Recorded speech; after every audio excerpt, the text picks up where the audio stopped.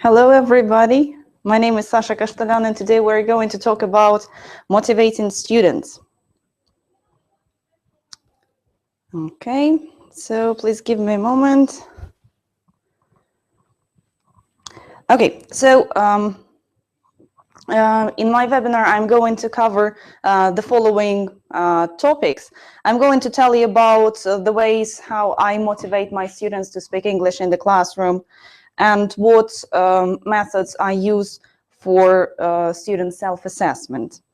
And also I'll share some reward systems. So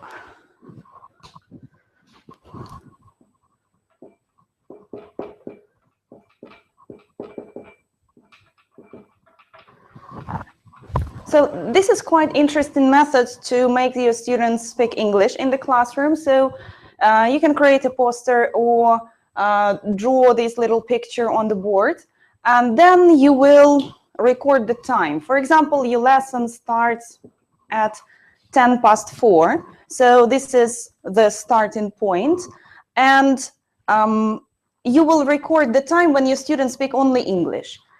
If somebody uses first language, you just record that time. Let's say it's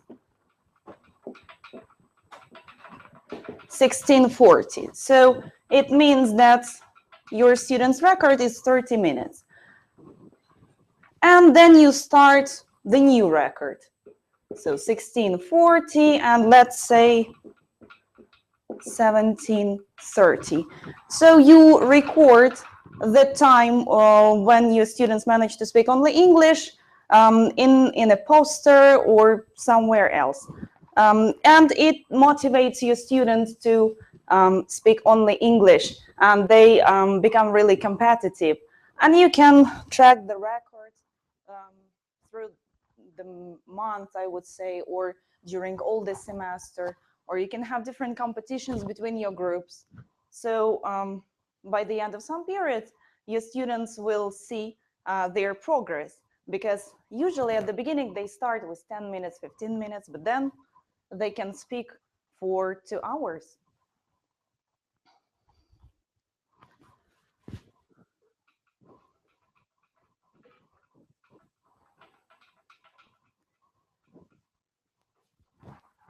The next method.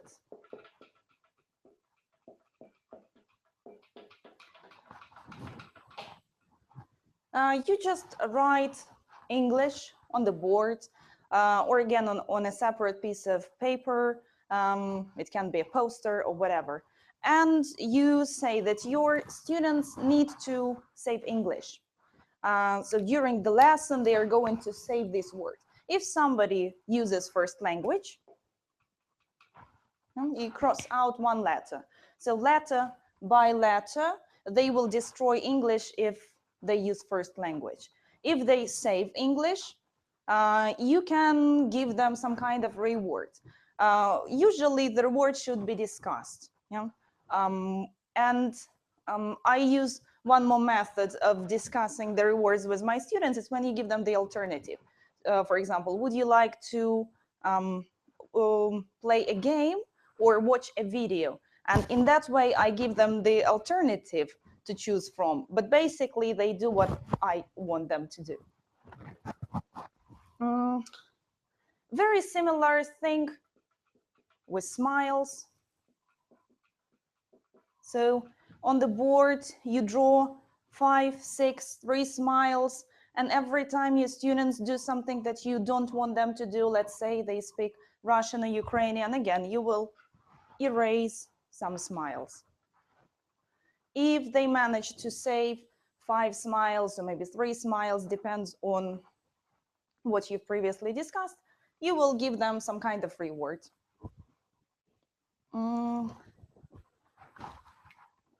One more thing. I'm trying to draw a bomb. So this is a bomb. And again, if your students speak Russian or Ukrainian, you can give them a bomb. You can put a bomb on their table. I usually print this bomb on A4 paper, yeah? And this bomb will travel from table to table, from person to person. But be careful, because these two methods, they are quite positive, so students get the rewards afterwards. But this one is negative, it's a punitive type of reward. So sometimes you might not want to use it.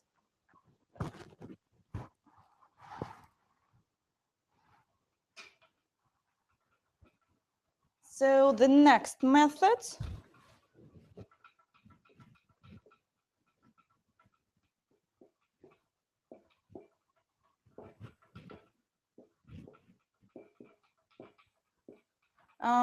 you will have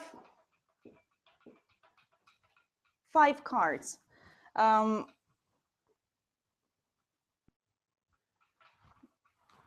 So you will have 5 cards.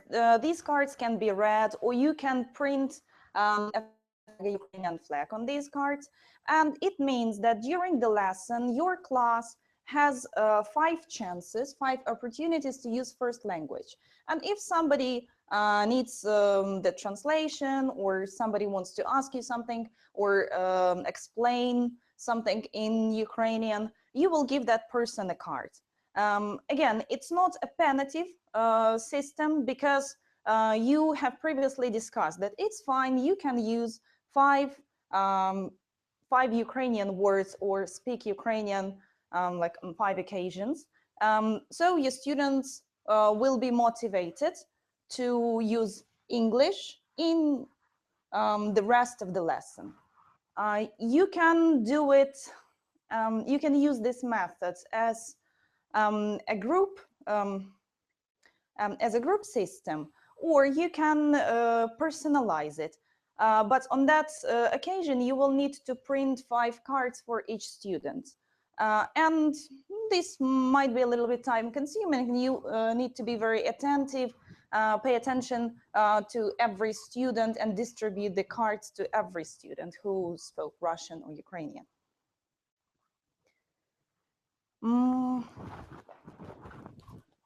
So,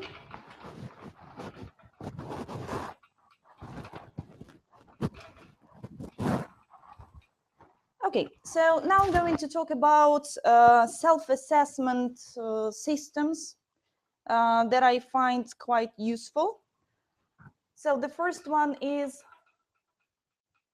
learner's log. For example,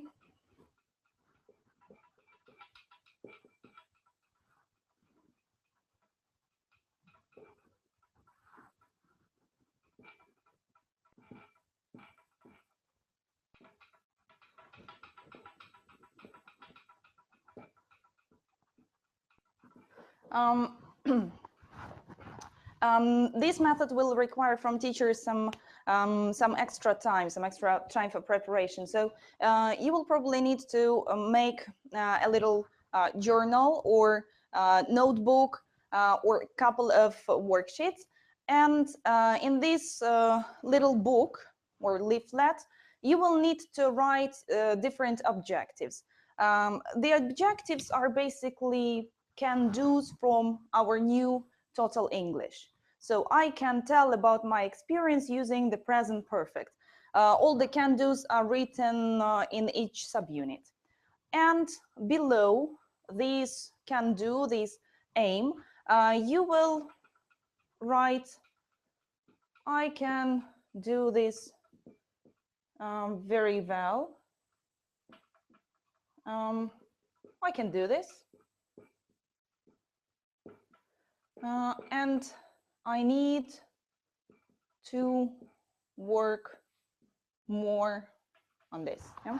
So after each lesson, or at the end of the week, and the end of each unit, as you wish, you will distribute these journals, these leaflets to each student, and they will need to evaluate themselves. So they will need to tick, I can do this very well, or I need to work more on these topics. And then you collect all the journals and you have a visual feedback from all your students.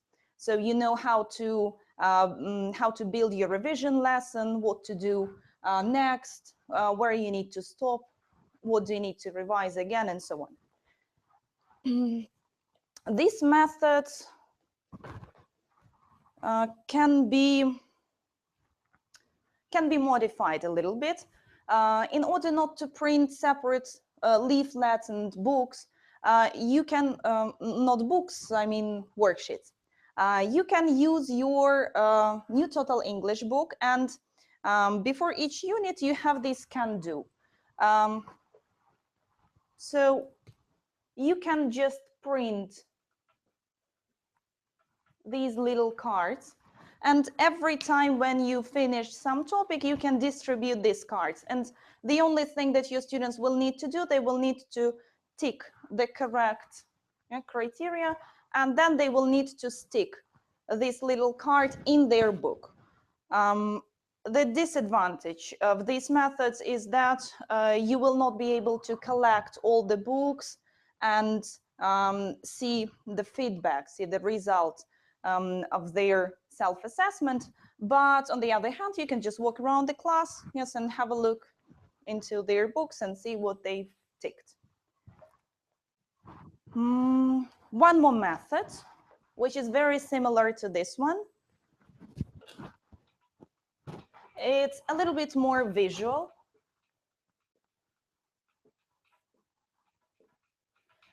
Instead of just writing, instead of just ticking, your students will need to color the traffic lights. So if it would be vice versa. So if it is green, it means that they can do this very well.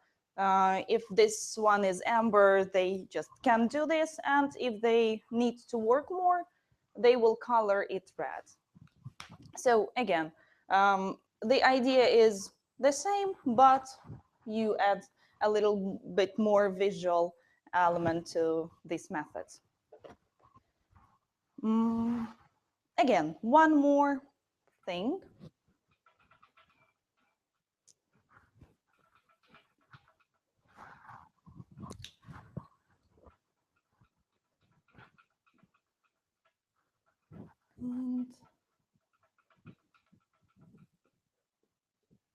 I call it 2 stars and a wish.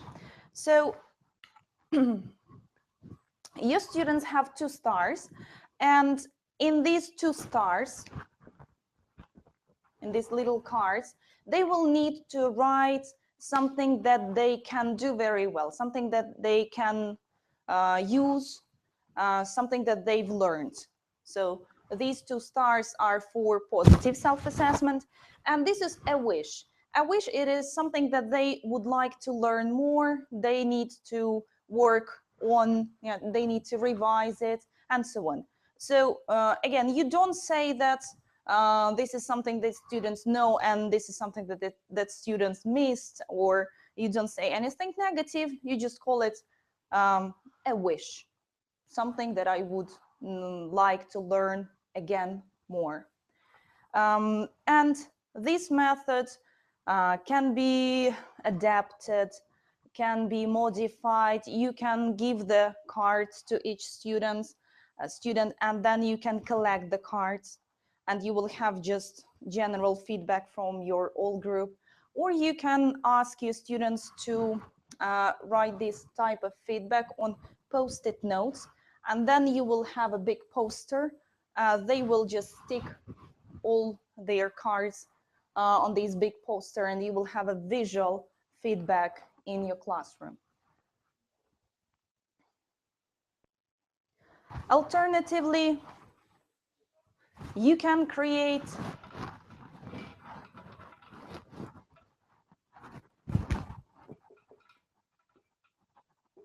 a classroom poster.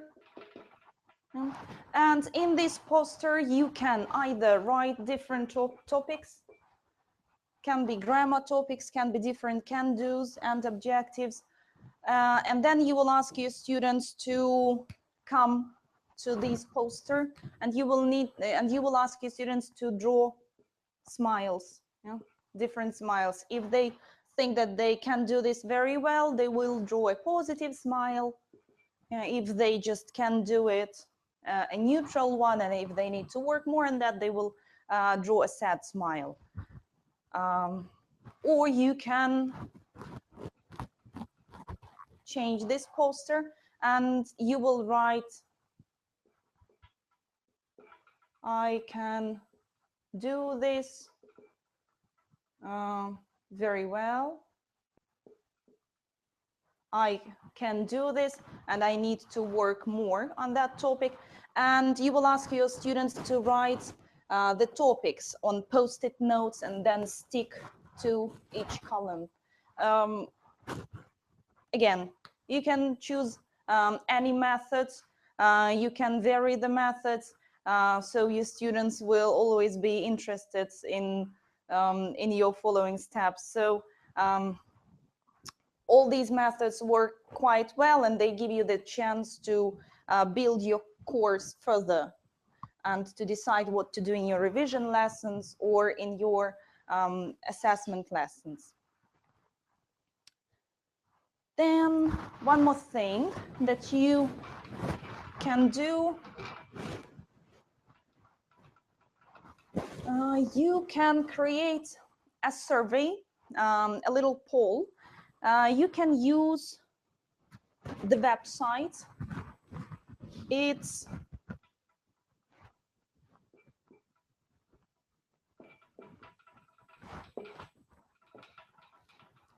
so this is the website surveymonkey.com. You can go to this website and you can create a little poll, a little survey, and then send a link to your students. Again, you will create the questions by yourself. You will personalize, you will adjust the questions to your book. You can ask anything. You can ask anything. For example, as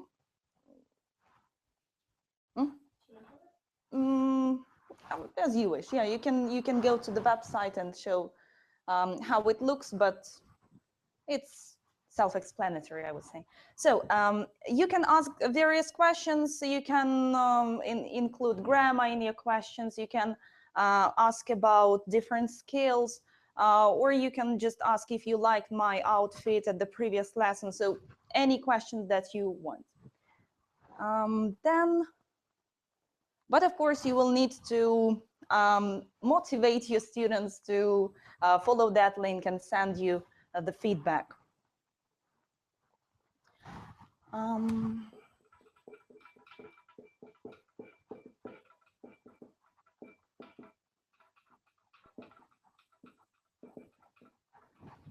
One more interesting method of maintaining the routine in your lesson is exit and entrance drills. We have already used these methods for checking irregular verbs, but why not to modify these methods and expand it a little bit more? So we usually used, I usually used entrance drills when I gave my students a list of irregular verbs and they had to tell me 3 forms. Only after that, I allowed my students to come in and just start the lesson. But you can also have different exit drills. It's where you will ask your students what they've learned. You can ask to name, for example, 5 adjectives that they've learned in the lesson, or you can ask them some comprehensive questions about the reading or listening. So again, whatever you want, but you will need to keep it pacey because you, as you understand, all other students will line up and they will wait for everybody else. So you will need to think either how to occupy other students or to make it really snappy and quick. Okay, and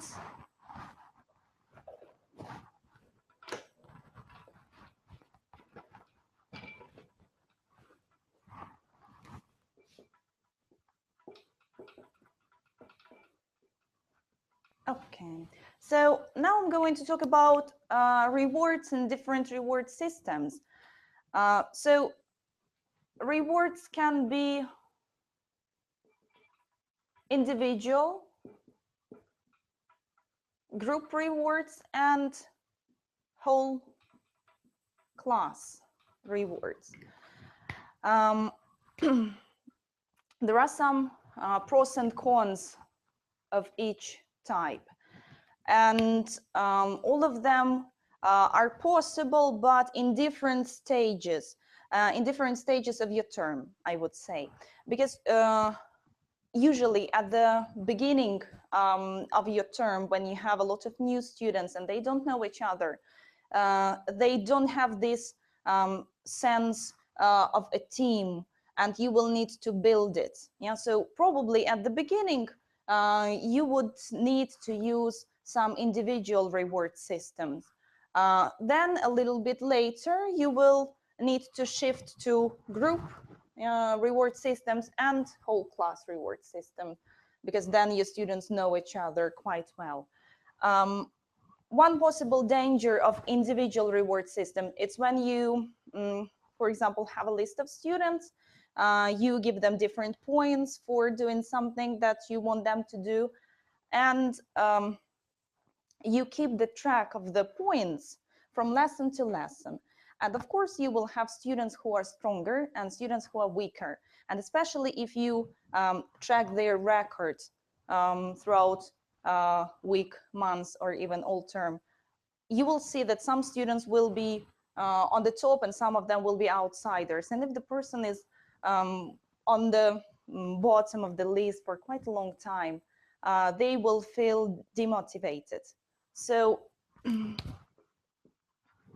to solve this problem, I offer you to use different group reward systems. In that way, you can organize your groups in any way that you want. You can change people. And of course, you will organize your group in that way that you have some strong students and weak students in a group. And you will change students every time. Yeah, from lesson to lesson, you will change them. So even weaker students will win because of strong participants in their groups. So even they will have chance to win and to celebrate it, yeah, at the end of the lesson with their classmates. And whole class reward systems. We have already talked about whole class reward systems. I've mentioned this method, English, when you cross out the letters, or with smiles. Whole class reward systems will work only on that occasion if the students know what rewards they will get. So it's quite important to find something that will keep them motivated. So you will need to discuss the reward with your group. So you can watch a video, but you will need to talk what kind of video they want to watch. If your students are into singing, again, you will need to find out more about the styles, about the groups, singers, and everything else. Or alternatively, your students might want to go to the club, pub, or whatever, to the park. So you will need to find out that with your students, and you will need to organize that lesson will be off-site, so not in the classroom. So this one is also quite interesting. And I am also going to tell you, to show you a couple of applications that are quite interesting, and they will help you to track your students' progress, attendance, and actually you can use these apps for different purposes, because you can adjust the content. I will tell you more about them.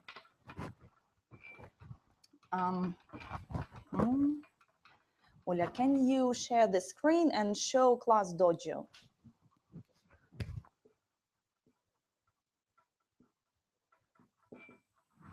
Class Dojo is a type of program for teachers. You can use a desktop version. You can download apps for Android and iOS. Yeah. So Ola will show you, yeah, how it looks.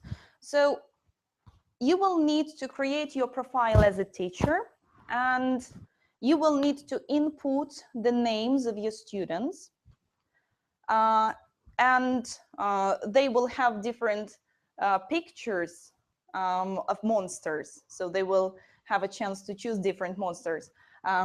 So this, I would say that this program is a little bit childish because of its look. Yeah, students need to choose different monsters to represent their appearance and so on. But the idea is very interesting because if you click on your student, you will see the profile, and you can reward your student for different behaviors. And these behaviors are really different. There are some behaviors which were written by the authors of the program, such as doing homework, speaking English, um, helping others. And you will also have negative behaviors, for example, bullying, walking on the chair, and so on. But you can change all these behaviors and adjust it to your class. Because rocking on the chair, honestly, this is something that little kids do. And we are more interested in maybe speaking English, doing homework, being on the track, uh, taking part in different activities, maybe doing different projects.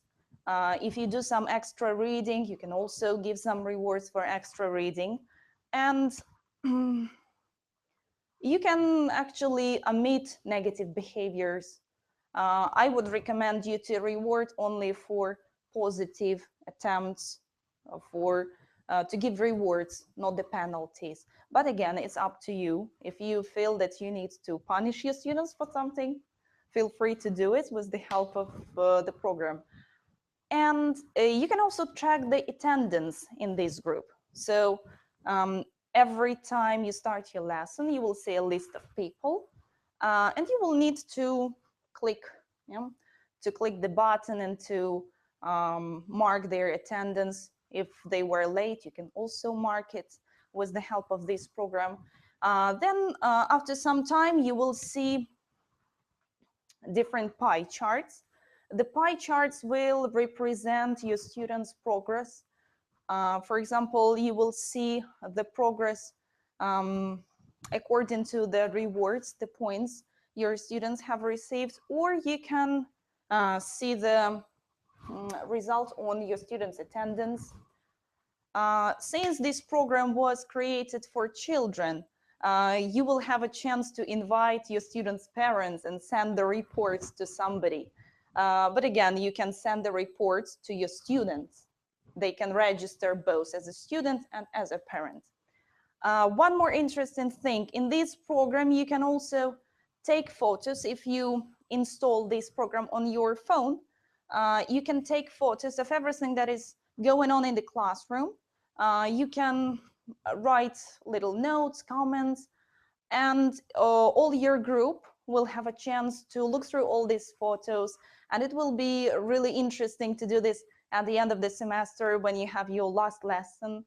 You can print that photos, you can then upload, download something else. So it's really interesting for your students and for you as a teacher. I think, oh, one more useful thing, you can take a photo of the work, yeah, of your homework that you want your student to do, and you will use Class Dojo as an alternative to the Mashka Online. But of course, the Mashka Online is a little bit better because you send the homework to all the class. And if you take a photo and send the homework in this program, you will just send it to one student. So if you need to send the homework to 5 students or even 10, you will need to spend a lot of time on doing that. Very similar program. Can you share the screen and show Teacher Kit? Teacher Kit. So this is the alternative to Class Dojo. As I mentioned before, Class Dojo was designed for children, and Teacher Kit was designed for students. Of course, it's a different program. It has a little bit different design, but the idea is very similar. But Teacher Kit has a little bit less functions. So you can just reward your students. You can punish students for doing something wrong, and you can track their attendance. But if you go deeper into this program, you will probably find something else which will be interesting for you and your students. You can always change it and adjust it. So have a look.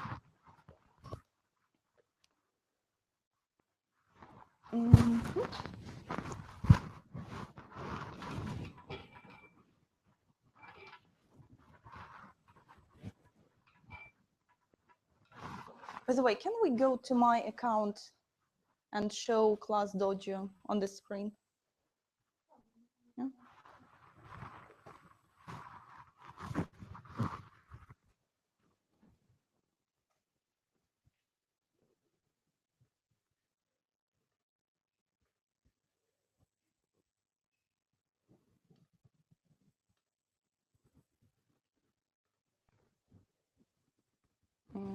Login.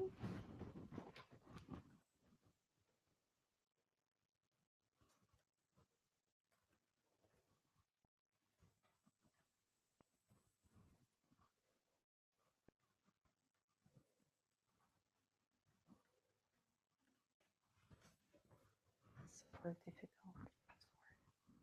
Nobody saw it. Okay, for example, yeah, demo group. Okay, so now you can see the group. Yeah, let's say this is a group of 13 students, and these are the students. They have chosen these monsters to represent their appearance, and you can see different points for positive behaviors. So you can give some points for homework, all homework, correct homework, helping others, not interrupting, raising hand, being on task, working hard, whatever. If I don't like all these explanations, I just need points. I can add some rewards like +2 points, +3 points, and so on. I was talking about negative. Yeah. So you can steal some points from your students, for example, for being rude, for bullying, showing disrespect. Again, this works with children, but you can change and write something that you need with your adult classes.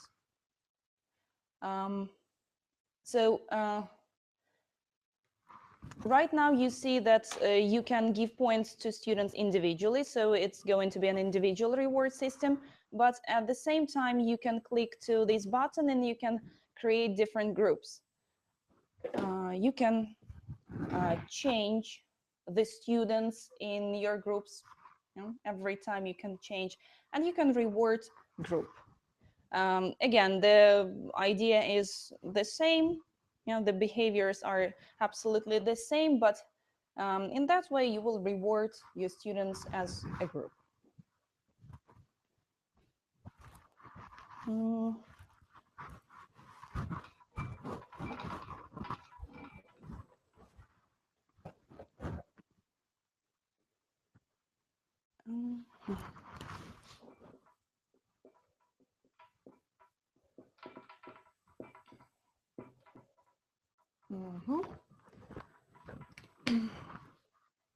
So moving on to attention getters, you probably all know that situation. You've been in that situation when your students are working really hard, they're engaged in the task, and then you need to attract their attention somehow. And we can use different methods.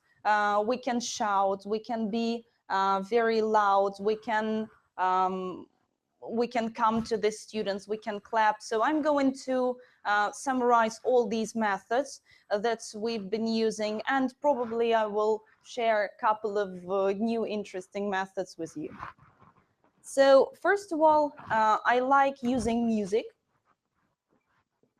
So using music at the background, when your students are doing different discussions, debates, and they are involved into some mingling activities, you can play the music on the background. And when you stop the music, it means that the activity should be stopped and they should finish regardless of what they're doing. This will give you more control. The students will not be distracted by other students speaking, and they will enjoy the music. For this purpose, I recommend you to use this website. Of course, any music will work, even especially instrumental music, but this website will help you to play different sounds on the background, sounds of the nature, of water, sounds of train, and you can combine all these sounds all together. You will just click different pictures and you will have these all sounds together. For example, the sound of river, the sound of wind, and the sound of birds singing. So if you feel that these sounds will not suit the activity, will not suit the context, then I can tell you that this website is quite useful when your students need to write stories.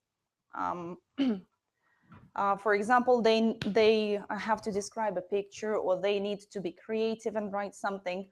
Again, you can choose different sounds and play the sounds on the background. So that will encourage your students to be more creative and produce something interesting. Then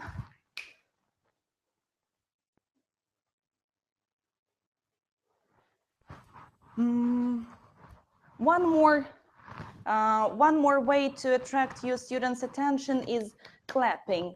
Of course, you can just clap to attract their attention, and students will just look at you, and probably for the first time they will ask themselves, what is the teacher doing? But you can also clap some kind of rhythm and ask your students to repeat the rhythm, and they will need to repeat it. And at the moment when they start focusing on you, they start repeating. This is actually what you need. You need their attention, you need their eyes on you. That's it.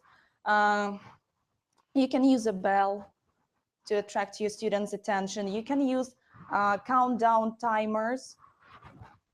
I have already mentioned using countdown timers.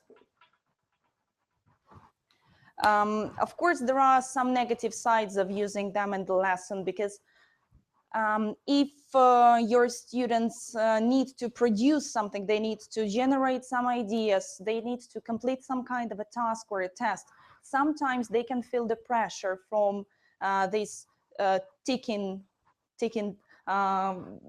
countdown timer, and sometimes they are even more stressed. So be careful with using these methods. But what I sometimes do, I set the timer. So when given the instruction, I set the time. I say that you're going to have, let's say, 10 minutes for this activity. I set the timer, and then I switch off the projector so they don't see the screen. And when the time is about to run out, so I switch on the screen, and the students see that they have only 1 minute left, or they have only 30 seconds left. And then with the help of that sound, which is at the end of the time, they will pay attention to me. They will understand that the activity has finished.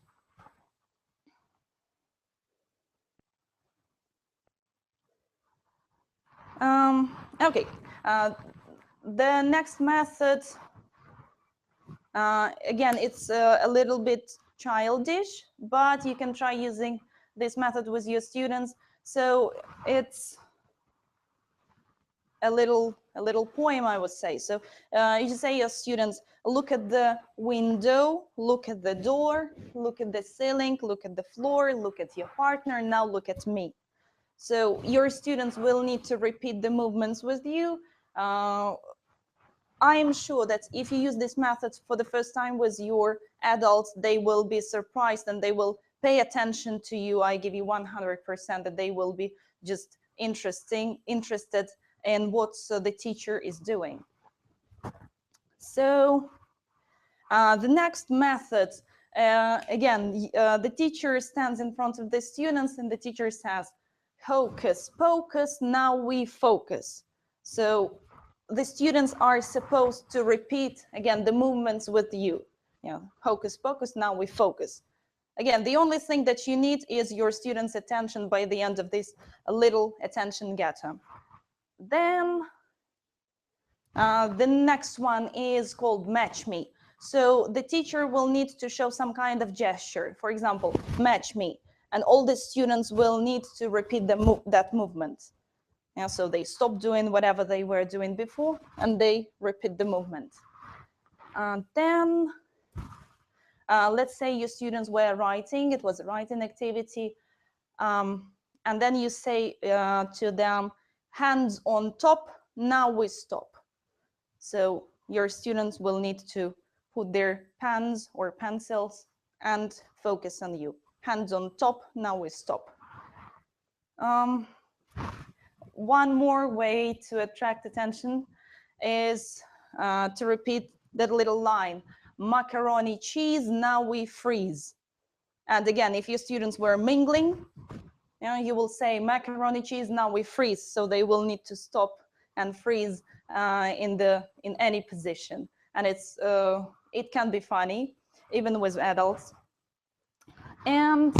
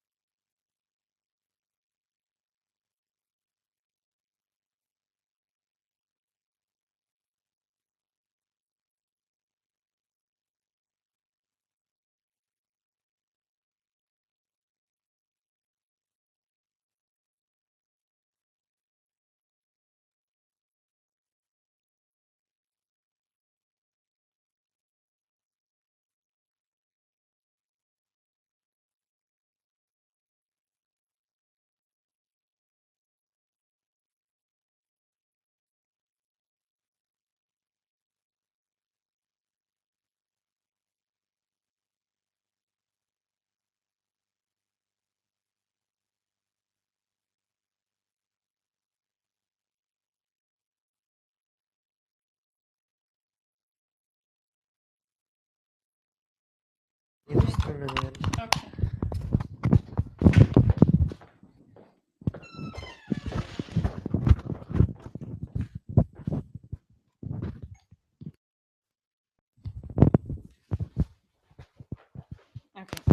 I'm back. I will be holding it. Yeah? I will be holding it in my hands. Okay, so I'm very sorry for this break. Okay, and we stopped with you on listing different attention getters, and one more attention getter is the following one. So you, as a teacher, you say just one word to the class. You say class, and your students need to copy your voice, and they need to copy your type of saying this word. For example, you say class, they say yes. You say class, they say yes. You say classity class, they say yesity yes. So the idea is to use different versions of the word class, and the students need to respond to you using the same tone of the voice, the same way of saying that word. Again, especially when you use this method for the first time with your students, they're quite surprised, but they will pay attention to you. You will get what you need from your students, so their attention. So that's it for today. Thank you very much for these questions. Oh my God. So anyway, thank you for your attention, and thank you for giving me the chance to have this experience for the first time. And now I'm ready to answer your questions, if you have them. So, what is your favorite attention getter? Something that you often use and it always works. To tell the truth, I use timers. I use timers when I set the time of the activity, and then when I want to stop the activity, and I can show this timer on the board, or I will show just the last couple of seconds to show my students that they are about to finish. So I would say that timers work quite well for me. Guys are asking to repeat the music sounds website. If you could voice it, please. So the website is Noisly, noisli.com. There is an application, but it's not free. Alternatively, you can use a web version of this website. It's green, if I'm not mistaken. So you will have just a green screen with different pictures that represent different sounds. And if you click on the picture, you will hear that sound. For example, the sound of forest. If you click on the train, you will hear the sound of forest with the sound of a train. If you want to add a sound of a burning fire, bonfire, you can also do it. So it just gives you a quite interesting background. Okay. I guess this one is about the apps the classroom uses. Mhm. So do you use both of them, and which one do you prefer? I tried using Class Dojo. I would say that I prefer it because I can change and I can adjust Class Dojo, because I can change the behaviors. I have just found Teacher's Kit. I haven't used it yet, but I think I will try. Okay. Can you tell us a website of the timer? Timer, I just type count down timer online. I just type it in the Google. Yeah. So countdown timer online. You click search, and this is the first website that you see. It's the first on the list. What rewards do you personally use? What rewards? Rewards with points. Group rewards when we have different revisions or something like that, or competitions. For example, when we're checking homework, for example, students had to do some kind of exercise in their workbook. It was open the gaps exercise. And to make it a little bit more interesting and to check if my students did it, I will not go just through the exercise in the classroom because they have the keys. I usually enlarge the exercise on a big piece of paper on A4, and then I have like two teams. I arranged my class into teams, and they need to rush to this exercise and do the open the brackets and basically do the same stuff, but then they get the points for doing this work, and they work in teams and they get points for their team.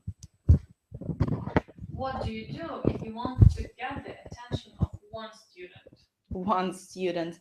I will probably address my question, or I will probably just look, or I will probably ask the student personally. So I will not attract the attention of the whole class.